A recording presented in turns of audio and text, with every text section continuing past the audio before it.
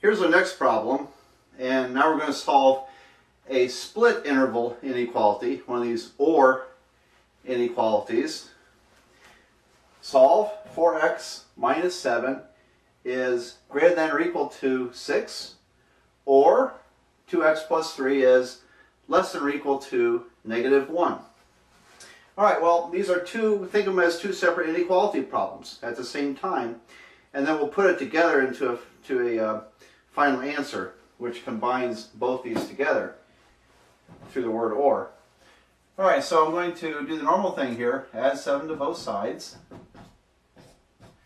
and this gives us 4x is greater than or equal to 13, or subtract 3 from both sides over here, and we get 2x is less than or equal to negative 4.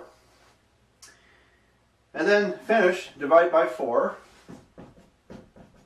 So x is greater than or equal to 13/4, or divided by 2, x is less than or equal to negative 2. All right, so let's see what that looks like. Now, this is positive, this is negative, so it's obviously 13/4 is larger than negative 2. So on the number line, 13/4 goes to the right side, negative 2 goes to the left side. I've seen a few students just copy these down the order they were written, and if you did, you would have the positive number here and the negative number to the right, and that would really screw up your graph. So you need to maintain the same orientation on your number line as any normal number line. Negatives on the left, growing toward positives on the right. Alright, so greater than or equal to 13/4. Colored in circle, shaded in, shade to the right. Less than or equal to negative 2. Colored in circle, shade to the left. There's our graph. It's a split inequality.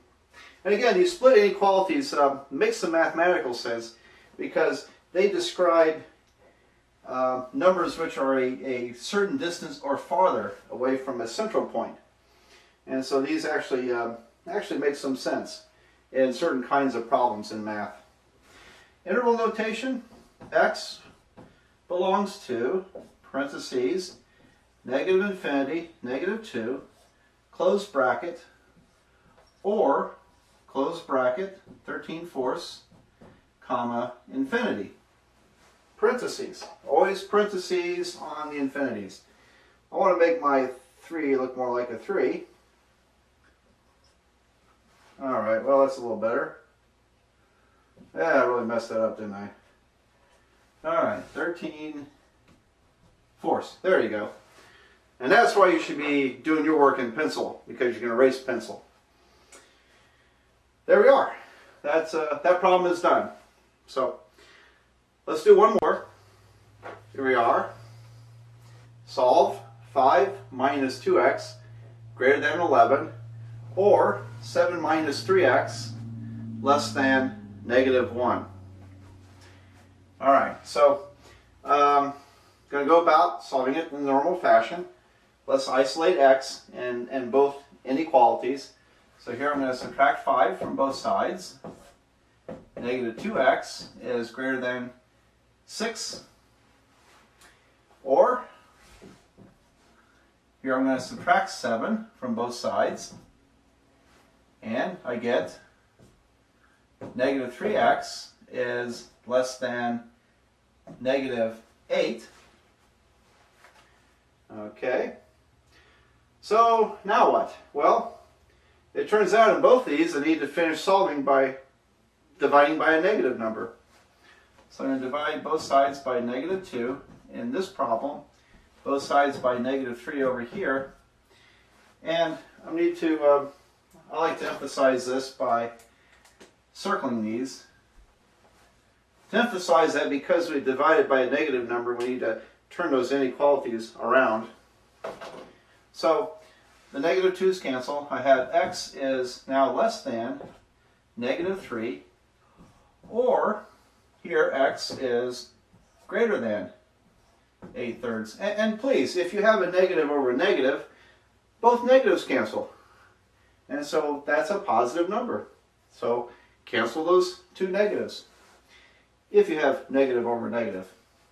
All right, so does this make sense? X is less than a negative number on the left, or X is greater than this positive number on the right. So that's going to produce our typical split interval, -3.